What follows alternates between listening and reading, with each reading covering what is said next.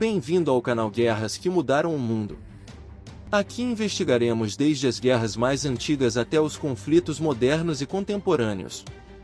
E neste vídeo falaremos sobre a história da Guerra de Palmas. O Quilombo dos Palmares foi um quilombo da era colonial brasileira.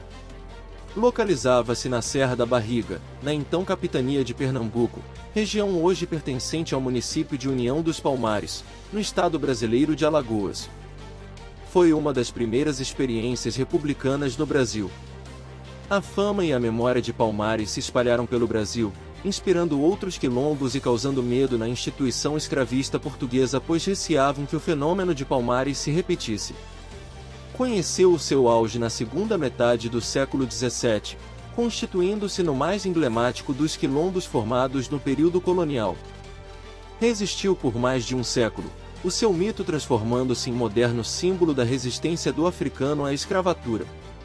Os quilombos foram uma forma de rebelião contra a condição de escravo e chegaram a oferecer resistência contra o sistema escravista, que obrigava homens e mulheres trazidos da África a prestarem serviços forçados. Os escravos trabalhavam de maneira desumana e sem qualquer tipo de remuneração. Foi na região da Serra da Barriga, na então capitania de Pernambuco, que Ganga Zumba e outros escravos fugidos formaram o Quilombo dos Palmares. Este foi atacado diversas vezes até ser derrotado, demonstrando assim sua grande organização política e militar. Os principais foram: Cerca Real do Macaco, o maior centro político do Quilombo, contando com cerca de 1.500 habitações. Subupira, centralizava as atividades militares, contando com cerca de 800 habitações. Zumbi, era o líder do povo. Tornou-se símbolo da luta dos afro-brasileiros contra a opressão e a discriminação. Dandara, esposa de Zumbi, liderava as falanges femininas do exército palmarino. Embora não se possa precisar o número de habitantes nos Palmares, uma vez que a população flutuava ao sabor das conjunturas, historiadores estimam que, em 1670, alcançou cerca de 20.000 pessoas.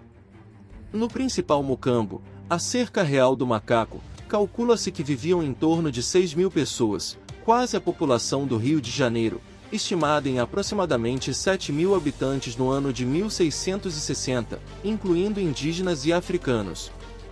Essa população sobrevivia graças à caça, à pesca, à coleta de frutas, goiaba, caju, abacate e outras, e à agricultura, feijão, milho, mandioca, banana, laranja e cana-de-açúcar. Complementarmente, praticava o artesanato, cestas, tecidos, cerâmica, metalurgia. Os excedentes eram comercializados com as populações vizinhas, de tal forma que colonos chegavam a alugar terras para plantio e a trocar alimentos por munição com os quilombolas. Pouco se sabe, também, acerca da organização política do quilombo.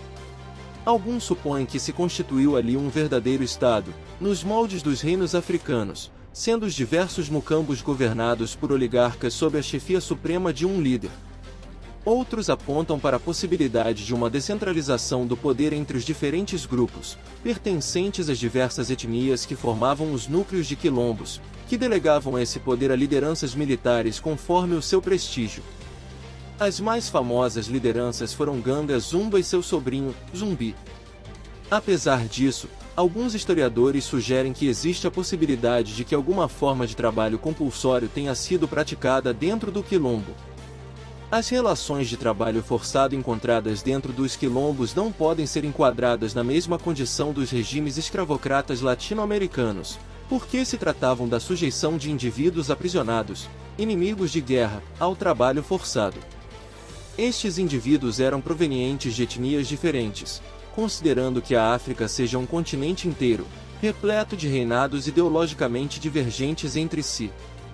Zumbi não era, afirmam estudiosos do Museu Afro-Brasil, um líder libertário com foco na libertação dos negros da mesma forma que se põem as questões raciais atuais, mas focava na proteção dos indivíduos de sua etnia, cultura e regionalidade.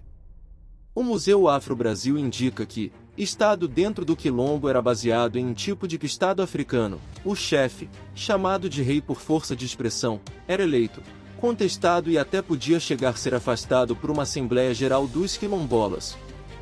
Mas isso não significa que Palmares era uma democracia. O local ainda tinha muitas das características sociais do século. Com a expulsão dos holandeses do Nordeste do Brasil, acentuou-se a carência de mão de obra para a retomada de produção dos engenhos de açúcar da região. Dado o elevado preço dos escravos africanos, os ataques a Palmares aumentaram, visando a recaptura de seus integrantes. A prosperidade de Palmares, por outro lado, atraía atenção e receio, e o governo colonial sentiu-se obrigado a tomar providências para afirmar o seu poder sobre a região. Em carta à coroa portuguesa, um governador-geral reportou que os quilombos eram mais difíceis de vencer do que os neerlandeses. Foram necessárias, entretanto, cerca de 18 expedições, organizadas desde o período de dominação holandesa, para erradicar definitivamente o quilombo dos Palmares. No último quartel do século XVII, Fernão Carrilho ofereceu a Ganga Zumba, um líder que implementou táticas de guerrilha na defesa do território, um tratado de paz, 1677. Por seus termos, era oferecida a liberdade aos nascidos no quilombo, assim como terras inférteis na região de Cocaú. Grande parte dos quilombolas rejeitou os termos desse acordo, nitidamente desfavoráveis, e na disputa então surgida, Ganga Zumba foi envenenado, subindo ao poder o seu irmão, Ganga Zona, aliado dos portugueses.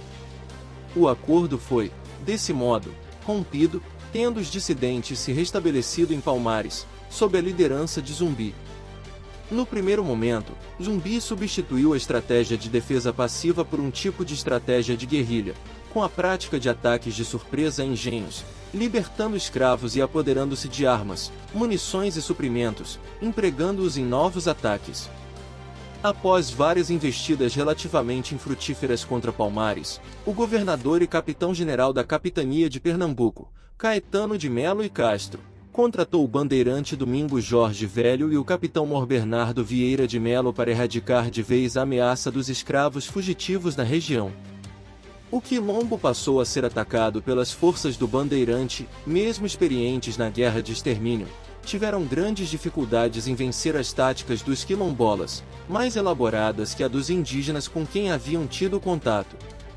Ademais, tiveram problemas para contornar a inimizade surgida com os colonos da região, vítimas de saques dos bandeirantes em diversas ocasiões.